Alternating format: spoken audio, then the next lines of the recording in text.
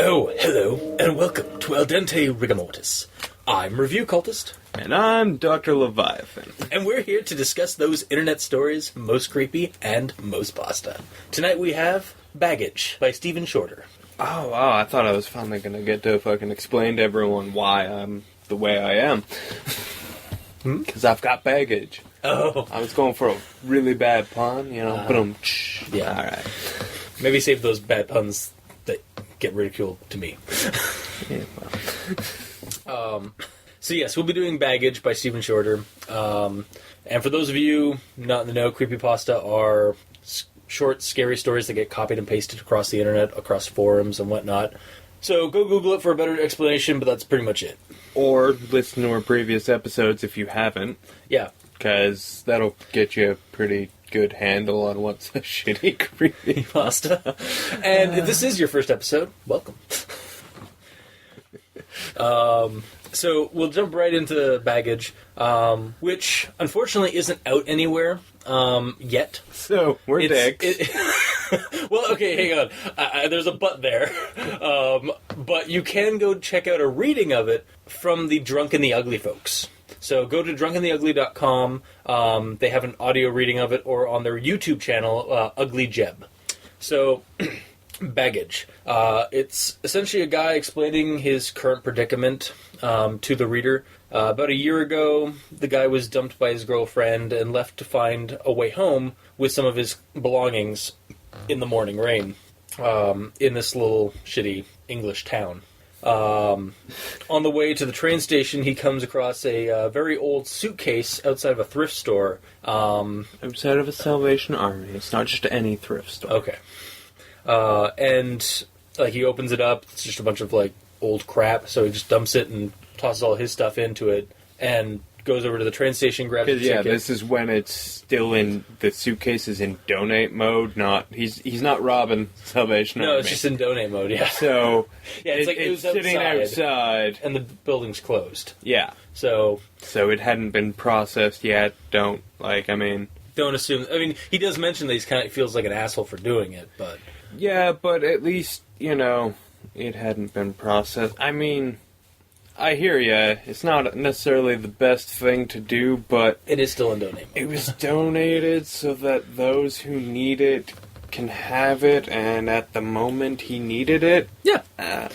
Well, justification? Yeah, well, I think that's kind of what he takes on it. Yeah, that was my thought process. He makes a bigger deal about it than I would. Then again, he had a shitty morning. He was having a shitty morning, so...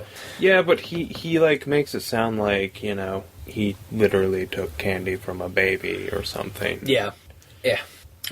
So he goes to the train station, he grabs a ticket for the earliest train coming out to back to Liverpool, and he's sitting there on the bench and checking this thing, and it's like 19th century old, and he opens it up and he like drops it because he finds that he sees like a human hair like coiling out of some of his clothes, so he pulls it out and it's this like really old wig. And it's just like horrible. It's been horribly like deteriorated from time. Well, it's super old. Yeah. So he like kind of like starts laughing about it and like wants like almost like thinks about like putting it on just for shits and giggles, but then realizes like I really don't want anybody around here that are boarding the train with me to comment about it while we're on the train. So he just leaves it on the bench. And then grabs his stuff and heads onto the train. And so while he's on the train, he gets the munchies, but his wallet's not in his pocket. So he goes over to the baggage area to grab his wallet from the suitcase, but it's like packed into like with some other luggage. So he like is able to only open it up like a couple of inches to squeeze his hand through to grab his wallet, and his hand just keeps going further and further in, like almost impossibly further in. And then he gets this sharp pain on his hand, and he like recoils it, and he's got like this nasty gash on his hand. So he goes to the bathroom, gets it cleaned up, and is just like, "What the fuck? Maybe I hit maybe something scratched. Like maybe I scratched something on like a loose piece of metal or something, or a clasp." The whole thing just kind of like wigs him out a little bit. So he goes back to his seat and is just kind of mulling over like how the hell his hand went that far in and stuff, but shrugs it all off because he's trying to rationalize it, as every like Cthulhu investigator kind of tries to do in the face of something horrible. And so he gets off the train and calls a cab, and then while he's in the cab, the guy, like, the cabbie comments about a horrible smell, and then, like, he starts smelling it. It's this horrible, like, rotted flesh smell.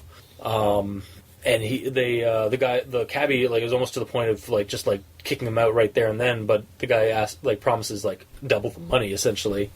So, drives him home, goes and grabs the case. It's a little bit heavier, but the smell's pretty much gone. Goes inside, grabs some money, pays him. The dude threatens him because it's all his fault for being all smelly and shit.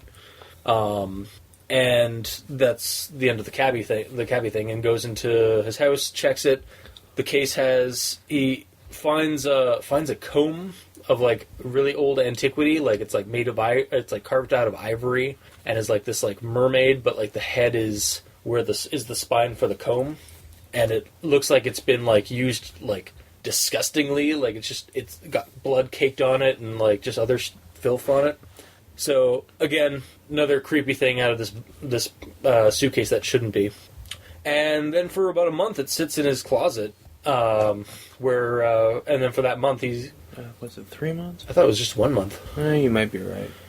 And yeah, he's been getting like nightmares of his life up until that point, just like disjointed things, including when he first met his girlfriend, or like first asked his girlfriend out when they went essentially urban exploring at some facility, and it's fragmented with like this creepy like stalking figure that goes to grab him, and so he's just been getting these nightmares for this like month, and then at the end of that month, his dad goes to fix something in the closet, so he has to go pull all his shit out of the closet and put it up into the attic.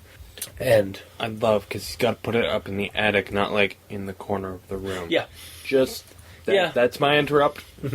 And so later that day, while his dad's doing the work and stuff, he asks him to go to the hardware store and pick up some stuff. So he does, and comes back, and the door is wide open to the house. And he goes inside and calls out for his dad, and his dad doesn't reply.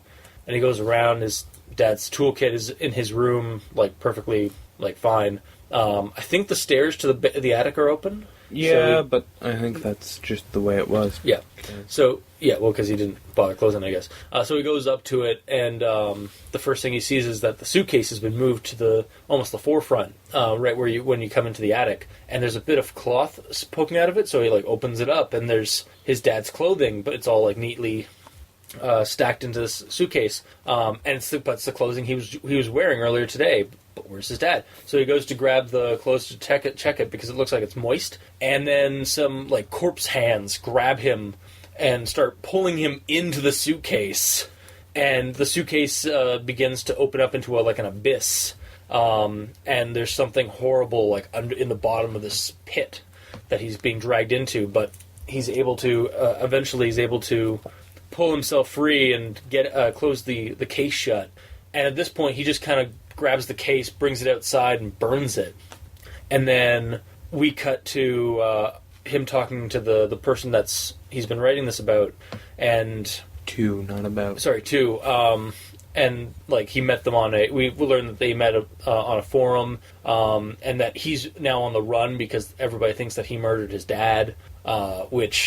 Where's the evidence? Or like, what evidence do they have other than he's missing? The actual assumption would be that the dad ran off, because, I mean, there is, like, no evidence to support this murder theory. Yeah, but regardless, he's apparently on the run. He's inching his way away across Europe, one, like, small job at a time, trying to make ends meet to just live out, not be homeless. And he's living out of a suitcase. The irony's not lost on him, kind of thing. It's like, and it kind of just ends with him just being really remorseful about his situation, and that he wishes that the ground would have just opened up and swallowed him whole, and perhaps it will someday. And that's where it ends. So I really did enjoy this story. It had a very immersive pro for me. Like, all the writing was very, like, lovingly detailed, and I really enjoyed it for that. It was, well, it's really well written, and it's, like, it's really well written, it's really well described, like, it paints a picture really, really well. As I said earlier, to you anyway, this motherfucker owns a thesaurus. Yeah.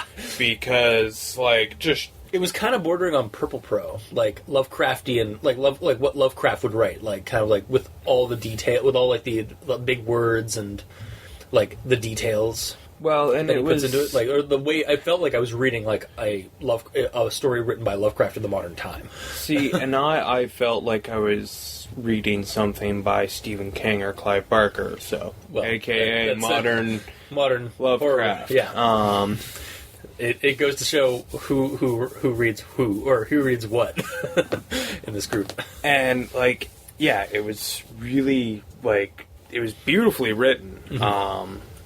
And sometimes, like, I was reading through it and I was like, Jesus Christ, this is, like, so superfluous. Because so much of it was, but it was okay because it was fun to read. And then, like, I get to the end and shit and I'm like, Jesus Christ. Even though it's so flowerily written and, like, it's got all of these extra unnecessary words, the plot is just kind of barreling through like a freight train at times. I mean, sometimes it's fucking slow as shit. Because that whole thing with the fucking cabbie and the whole thing on the train just kept going. Could basically have been left the fuck out. I mean, you could have done it in a sense. Like, what I'm saying is like, plot-wise, they fucking hold on, you will wait, the plot will fucking wait for me to have my moment. Yeah, exactly. And then you get back to, like, the actual, like, meat of, like, the serious shit that goes on, and it's just fucking over. Yeah. No, that's actually one of the things and I was like, yeah.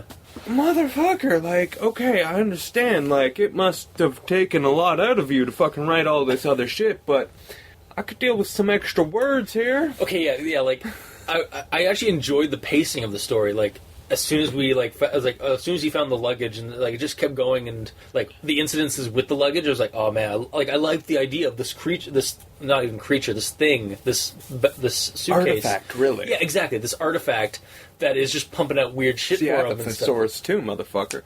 But then, like, I hear you. The pacing was good, like, up until that end. Yeah. And I'd also kind of appreciate a little bit of closure on why the fuck it spit out a wig and a comb. Yeah, I mean, like, you get nothing for that. It's just it's very much like another Lovecraft thing where it's like what, and then it's over. Like, we don't get any explanation for some of the stuff the weirdness that's going on in the story. Well, yeah, but I mean, they're all kind of themed, like they're all like from an anachronistic period. And they're all like headwear and shit. Like, well, they're a comb, it's a wig and a fucking comb. Right, yeah. And then there's that like creepy smell, but then also like a perfume that's in the air. Yeah, sorry, I forgot to mention about the perfume smell. And then later on, when he's being pulled into the abyss, into this pit inside the case, he sees like old, like turn of the century, like cartoons on clothing and stuff of that, and like which I don't really know if they had like graphic tees back in the 1850s, but hey, whatevs. Yeah, I mean it's. I kind of like... I'm just being a dick on that one, but... Yeah. Yeah, like... I don't know. There's... As well written as it like, as well crafted as it is, it's almost also badly written because of the way the pace just shifts from, like... putting along, feeling every pothole, to just fucking... All right, yeah, like fucking leaving on a jet plane, man. Yeah, though that's my one issues. Some of the issues I have with the story is that the ending kind of just drops. Like, it's like, I'm on the run. It's like, I'm telling you this story. Yeah, I hate that this whole thing. That whole fucking email correspondence thing should have been dropped. Yeah, because that threw me off too. When it rears its head, it is just it's ugly, and it's it's gimmicky, and this story is good without it. Yeah. It needs no gimmicks. Like, okay, that was my problem with it too. That's it was its like, gimmick, is that it's well written. This was supposed to be like a character. Like, this character was supposed to be typing this to somebody, but they went way too lovingly with all the details. Like, for somebody who's like, Yeah, trying they to were record not. this whole They thing, were like, not writing They were not writing correspondence. They were writing a fucking like. I wouldn't say an opus because it's really just a short story, but like they were writing a fucking short story. And it. Like, And I mean, when I say short, obviously, like compared to creepypastas, this one's clocking in at 10 pages. For a creepypasta, that's not short. no.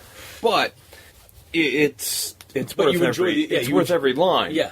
Yeah, no, that's the thing. Like, when I was like, when it got to that point where it's like letter correspondent, I was like, this isn't coming from a guy who is on the run, who only gets a certain amount of time on email to like do emails and stuff like that. This is just a guy who writes. Like, This is a guy sitting in a room alone typing on a typewriter. yeah, exactly. Like, this didn't, like, the character, like, the throw in that email correspondent thing throws you off because it's like, this isn't the story written by somebody who's on the run. This is a story written by somebody, by a Lovecraft or by a Stephen King. Like, this is not a guy on the, this isn't a character profile. Yeah. Like, at all. Like, it's too lovingly written for that. Yeah. It's just, yeah. So like that needs to be moved off. Like I feel like if they remove the email correspondent part and just make this story the way it is without that added, I think this would be like so much better. Oh yeah. Oh, it would be improved by completely losing that. And no one would like. I don't think anybody would like. I don't think blame them for it. Yeah, exactly. Like it's like. In fact, it would make it like I said. It would make the story better. Yeah, I actually kind of forgot about that until we like came across it when I was reading along when you were going with your rundown. Yeah, I was like, right, yeah, he's fucking talking to someone, and it's fucking. And here's the thing: if you take that out and just fucking push the words together, every time the narrative is a good flow. So it's almost like he inserted that, and that just makes it even weirder and more wrong. Because you've got this like well written story, and then he wrote a wraparound around, and then you like just kind of wedged this shit in there that just kind of doesn't make a whole lot of sense. And also this writer is really like the narrator is really hard on himself, and I don't know why. Like, I mean, the literal first sentence of the story is, I don't think anyone wants to be the bad guy. He's blaming him, like, it just all stems from that fight that he had with his girlfriend. But I don't get it. Like, he's painting himself as a villain. Well, no, he's not just blaming himself. He's painting himself as a villain for all of this, and I read the story, and I don't see it. Even when he tries to reinforce it, like, about, being a bad guy and blah, blah, blah. I'm like... Or like... You're not a bad dude. You're not, like... Like, yeah, sure, he had literally the worst thing you did was take a suitcase that we have confirmation of. Yeah. Because I don't know what the fuck she has his phone for. Well, no, she said that there's photos... It is mentioned there's photos on it, but it's like... Yeah, any photos on that? I mean, well, no, she has his phone because of what she found on it. Yeah. I don't know what she found. Yeah, exactly. Like, we don't... And I don't, like... And if I did, I'm pretty sure the worst thing that he's done is still take the suitcase, which, honestly, I would defend if someone tried to say he was a bad man for that shit. It's like, he was down on his luck. It was a thrift store in the morning. It was closed, and this thing was donated. Yeah. But yeah, like, no, I get, like, this guy's very hard, like, just beating himself over for this entire thing. Yeah, like, and we're never, like, okay, maybe there is cause for it, but we're never given it. Mm-hmm. And... like, if you don't tell me about it, if you don't tell me why this is, then it's misplaced. Yeah, unless we're, like, it's just, like, we're just supposed, he's just ready, like, that's the personality of this character who just feels guilty all the time. Like, I could see that, or, like, just, like, a really morose, like, fellow, where he's just, like, always down on himself, and, like, that's just the character that's writing the story, like... That's what I hear you, but at the same time, it feels weird. Mm-hmm. It just feels like it feels out of place to me, because honestly, like, I get it, some people are just hard on themselves, and, like, and needlessly so, a lot of them. Kind of like this guy. In fact, I would argue that a lot of people who are hard on themselves are probably better people than the ones who aren't. Yeah. That's just an observation I've made in the world. But yeah, this is, I don't know, it's just, it's so just self-flagellation and unnecessary. Yeah, it's almost a little too emo for this guy. Like, yeah, it's just like I said, like we've said, like it just seems like this guy's too hard on himself for all this horrible shit that's happened. Yeah, like he does not deserve any of this, but he's blaming himself. It's not like he ever is like, oh, I feel responsible for my dad's death. Like, he misses his dad. Yeah, he misses his dad, like, but he doesn't like. You know what I mean? Like, he feels bad for, like, taking the fucking suitcase, and he feels bad for whatever he did to his girlfriend that, you know, caused the fight and the breakup and all that shit. Yeah. And he feels bad for, you know, imposing on his parents. And, like... And even, like, for a moment, okay, like... cool, but these things don't make you a villain. Like, these things don't make you a bad person. These things just... make you having a rough fucking patch. Yeah, exactly. That's all that is. Meanwhile, like, if he had been like, oh, I feel like a bad fucking person because I essentially killed my dad, and here's the story leading up to that, maybe then I could have dealt with it, because it's like, oh, okay, you blame yourself for your father's death. I understand that. That would make you feel like a very bad person. Mm-hmm. But he doesn't take ownership of that thing. Yeah. Like, he takes ownership of bad things, like, negative things he does. Just bad circumstances that happen around him. Yeah. Also... It's like, man, it's fucking raining. I'm sorry, dudes. I know you wanted to play baseball today. Man, it's all my fault that the rain came down over the mountains and just, like inverted lava. Like, oh. Right? Like, that's the impression that I'm getting, that this guy is just fucking, like, blames himself for shit that just shouldn't be blamed on any one individual. Yeah. Because, like, yeah. It's like, I am the cause of all man's follies. Like, Jesus. Well, no, Jesus just died for our follies. Yeah. Yeah.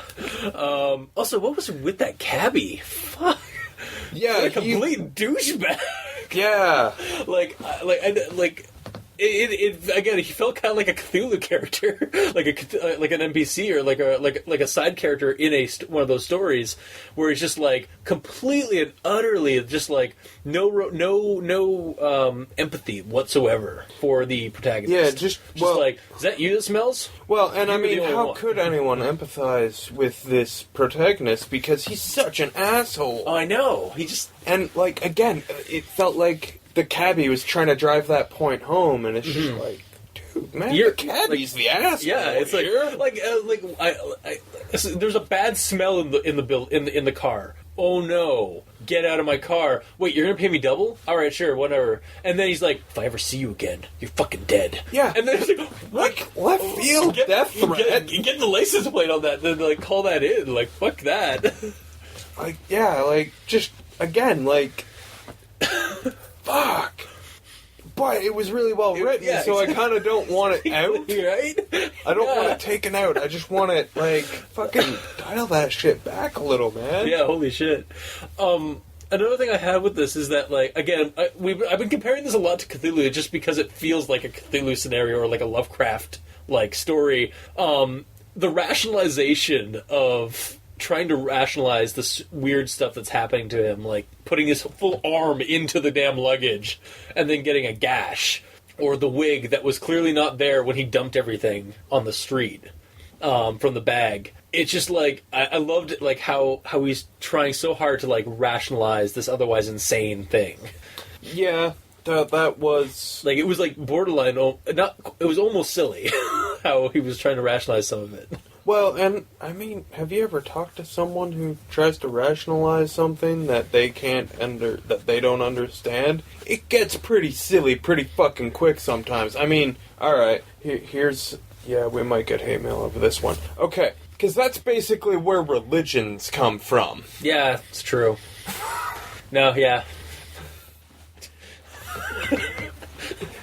That's all I'm gonna say. I don't think we'll get Because I don't wanna fucking start something. So, new topic. All right, Before I continue. So, yeah, it was just like, again, like, it felt very like Lovecraftian to me, and that's why I think it's not why I enjoyed it. It's very well written. It's super long. Like it's super. Like there's a lot of description of everything. Like again, like at the beginning of the story, like as we're walking through Bangor, I was just like, I am there. Like I was walking beside this guy in the rain and cold, and like watching the clouds come over that mountain ridge or whatever. And like seeing and I even looked up Bangor yet last night to see what it looked like. It's almost exactly how I had originally imagined it when I was reading the story. Like he describes it well enough that I envisioned almost exactly what Bangor actually looks like from street level. Thank you, Google Maps. I mean, minus the roiling clouds and rain. It was actually a sunny day on Street Maps, but otherwise, I mean, the buildings and the people setting up a market and stuff was actually very accurate too. So he knows what he's writing about, which is another really good thing about this. You can fucking tell that just by reading it. I mean, you don't have to check up on that to find out. No, I was just curious last night. So this guy definitely he fucking knows he knows what he's writing about. Yeah. Because I mean, just the loving detail of a shitty environment.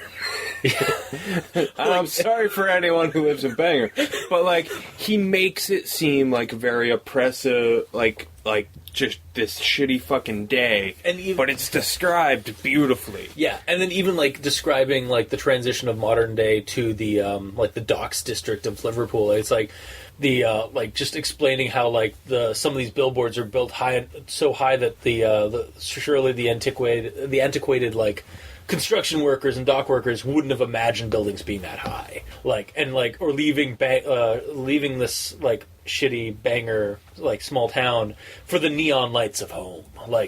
Again, really amazing writing for that. For describing this oblique, oppressive environment that he's living in. Yeah, no, I just really enjoyed it. Yeah. It was he paints a picture with words, which I mean, for the love of God, that was goddamn well refreshing. Because, I mean, compared to some of the fucking ham-fisted finger painting we've gotten with words in the past, this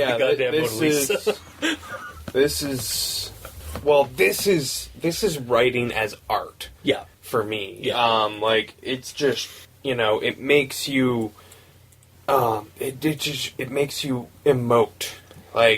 I'm walking through this, little shithole town, and I hate it just as much as he does. And I'm in the same pissy mood as him. And I mean, that's all done with words. And this is something that we've never had done this well on this show. Yeah. This is ever. Nice. This is a good. That hasn't happened. Yeah. And I don't it's going to be a long ass time till that's beaten, if it ever is. Because I mean, he does have a couple more stories. I'll pace across the board. But that's not beating. That's just the same thing. Okay. This is just really well written. And really, aside from my issue with some resolution on some shit. Yeah. What was the fucking fight with the girlfriend about? At the end of the day, that was what I actually wanted to know about. I really didn't give a fuck about this suitcase. Yeah. I enjoyed the suitcase. I'm a weird motherfucker like that, I admit. But, there's a few things that are just kind of, completely ignored after they're brought up. I kind of want to know, what the fuck is up with the shit being, brought up from the depths of the suitcase. I would have either liked more of that, I want to, or some sort of okay, I mean, I'm pretty sure I know what is going on there, but I would have liked it to have come up a few more times. Maybe some kind of in-story explanation given, maybe. Also, what is he running from? Like, aside from running from the law, like, it seems like he's also running from something else at the end of the story, but... I didn't get that. I just got... And, yeah, and this guy needs to fucking lighten up on himself. That's just a thing. Yeah. That's a thing that has to happen to make this story better, is he's got to fucking ease up on himself, because that is just like... Yeah, there is no fucking cause for this shit, man. And, like, I get it. Some people are like that, but... You just hit a rut. Your It's protagonist okay. is supposed to be, your everyman. Mm-hmm. And, like, although I appreciate that this guy isn't like fucking Cadmus from the Hunger Games and just fucking a blank slate... Yeah. Or what I understand, a lot of people have the same complaint about that Bella Swan thing from that other thing that I'm not going to talk about. Because I don't actually know my shit. I've never read the books. But, like, as opposed to being a completely blank slate like that, like, this guy has a character. He can be a little more everyman and not be so damn hard on himself. Yeah. Because that would make more about this character and his... That would make putting myself in his shoes all the easier. Not that I had a hard time with it. No, because, again, really nice writing. Yeah, nice writing, but there's some flaws in the storytelling. Yeah, like I would like to know a little bit more about some of his like that. Apparently, that like his first the day he asked his girlfriend out, they were in some weird facility like urban exploring. What I want to know about that story too, kinda. Yeah, again, that's just a thing that's just kind of brought up, and then it's brought up in a dream because it's dredged up from memory and too. It's like I want to know that story. Like yeah, and like where's like I get it. Not everything that's brought up needs to be so deeply explored, but like man, he fucking goes into like there are so many words from when he fucking hails the cab to when he fucking gets the death threat, and then you get to the fucking dream about the first date and like just some of the other things, and it's just like here and gone. Yeah, like because he was focusing more on the story about this luggage, but. Again, like I liked as soon as I heard about the luggage, I was like, "Oh, what's wrong? What's up with this luggage?" Like I knew that was the so when part of the you story. Heard the title. Oh yeah, pretty much too. But no, I mean, just like I was like really like I was with them like pretty much hook, line, and sinker about this like the suitcase. It's like what's weird with the suitcase, and then as it went on, I was like, "This is really cool." But yeah, there are a lot of stuff in the story that just kind of are passed by because he's focusing too much. Like, he's properly focusing on the suitcase, which is the point of the story. But I want to know about those stories too. Yeah. So like, Stephen, please write that story, or just include them in this. Yeah. Maybe make this a little bit longer. Yeah. And maybe drop the correspondent because. Oh, drop the shit out of that. That is. It really didn't need to be there. Okay, if one thing I say gets done to this story in like a further draft, I don't know if that's in his plans or not to rewrite this again. But if he does one thing, okay, ease up on the protagonist. He needs to calm his tits. He needs to have a ray of sunshine. One ray of sunshine. He just needs to fucking not like paint himself as a supervillain when at best he's a fucking kind of. Not even. He's not even, because a jerk implies that it's like actively this guy's just fucking made some mistakes. Who hasn't? Yeah. That's if he does one thing, that's what I would love to see. If he does a second thing, I would love him to just fucking ditch that email correspondence thing. Because it's out of left field, it's out of place with this level of writing. Mm-hmm. Because his level of writing is fucking far beyond email. Yeah. Yeah, if I got this in an email, like, wow. Yeah, or even a handful of emails because I think that's how it plays out in the email correspondence bits. Yeah. But I mean, just fucking ditch those. They don't need to be there at all. They ruin the story. Well, they don't ruin it. They momentarily take you out of it. Yeah. Because you read it, and you're like, what the fuck did I just read? And you read it again, and I'm like, is this a fucking email? How is this an email? How is this character this, again, unless he's, going, has, a green... I don't even care about how. Yeah. I just care about, this Why? isn't an email. Yeah, exactly. Yeah, so... Oh. That's my stance on that. Mm-hmm. And, yeah, I would honestly, flesh this out, a lot more. Not even the whole thing. Flesh out the end. Yeah. Don't... Yeah. That's what I meant. Yeah, flesh out the end, because... It feels like a lesser commission of a crime we've had on this show lots of times. You're doing alright, except in this case, you're doing really fucking well, and then you're getting to the end, instead of, going to bed and getting back to it tomorrow... He just kind of, You're just like, I must finish before I sleep, and I totally understand that. Yeah. I've written a handful of my ship before. I get that, because you need to get it out of you, because you will not be able to fucking go to bed, because you won't be able to sleep, because all that will be going on inside your head is the fucking remainder of the story, just on a fucking constant loop, and it'll fucking get long, man. Yeah. But so I understand that, but yeah, I don't know. It needs to have more time. Don't rush that ending. Yeah, that's what it is. Don't artificially stretch it, but have a second glance at it. It's all right, what do I want? What do I want to tell about this ending? Yeah. So maybe add some more detail, some more stuff about the to some of the other events that were going on. Again, that first date. And other things in the story that kind of just get passed by, and that ending just expanded a little bit more and don't rush it like it seemed it was. Just because at a glance, reading it once or twice, it kind of feels it's and then I burned it, and then now I'm on the road, and just yeah. It's I hope the world. I feel really shitty about myself. Hope the world the ground will open up and end me, and perhaps it will one day, and then that's it. It's yeah, what? Talk about fucking emo ending, right? I mean, that's kind of the point. That was fucking bad. If you were that concerned, why don't you just let the luggage eat you anyway? Right? Shit. Maybe your dad was down there. Oh, no. That's the other thing. I feel like they could have gone on some more, not to add more guilt to this guy, but I feel like he was a little too hasty in burning that damn thing. Yeah, but what?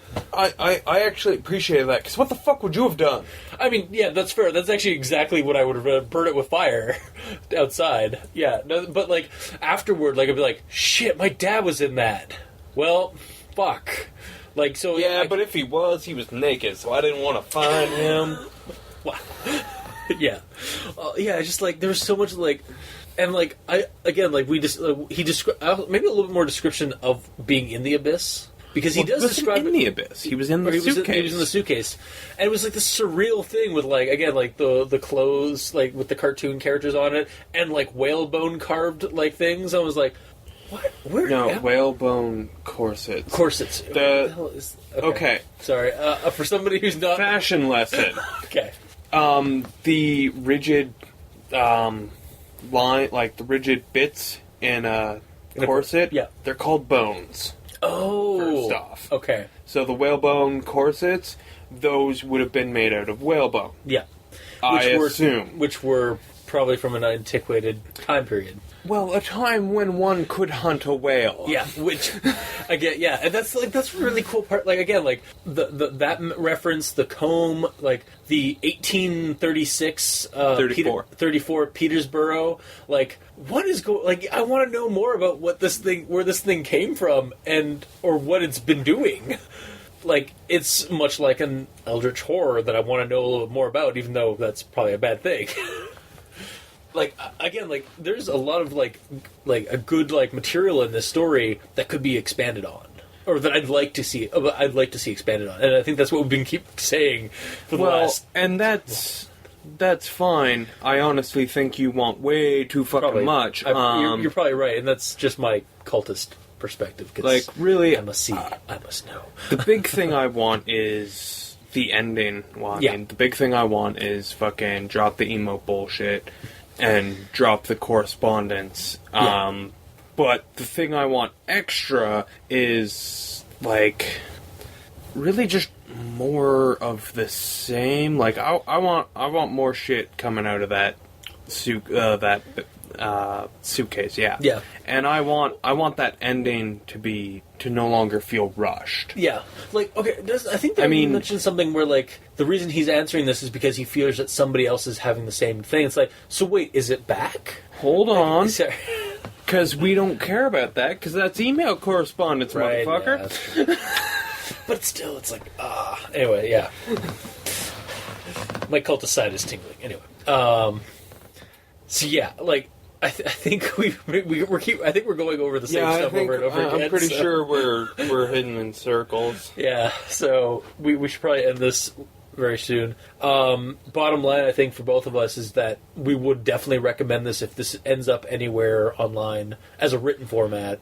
And like I said, the Drunk and the Ugly podcast did a reading of it, and it's beautiful. Like, well read. I'm sure they well didn't, produced. but even if they fucking butchered it, you got a good enough story here that I'm pretty sure it could still shine through a bad butchered reading.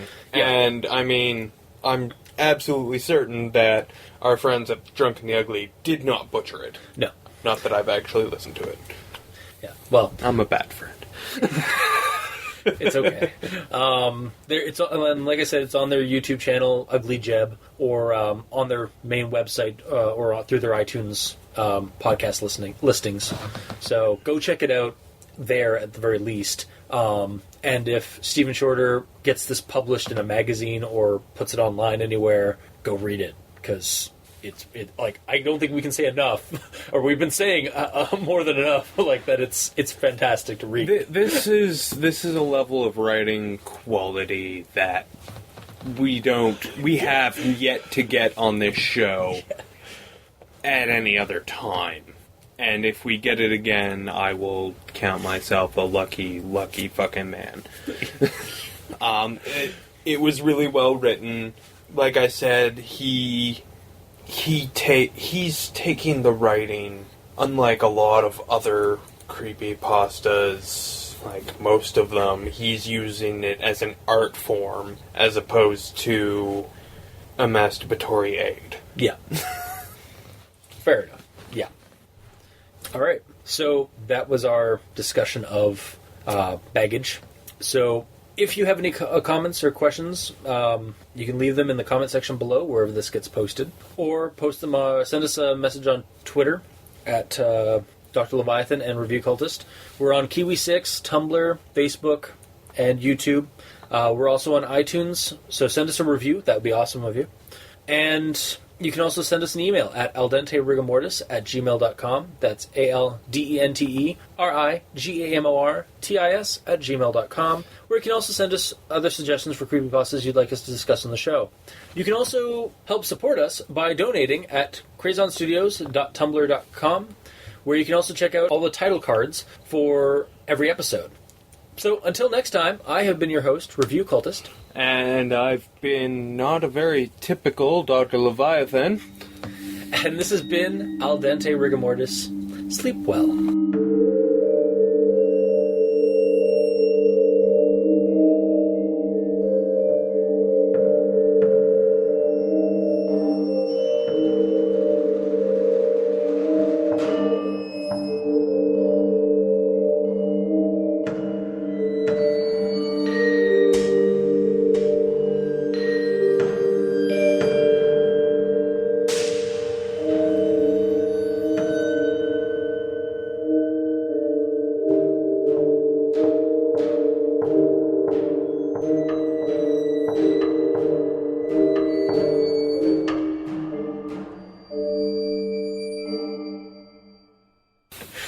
Sleep will do that to motherfucker.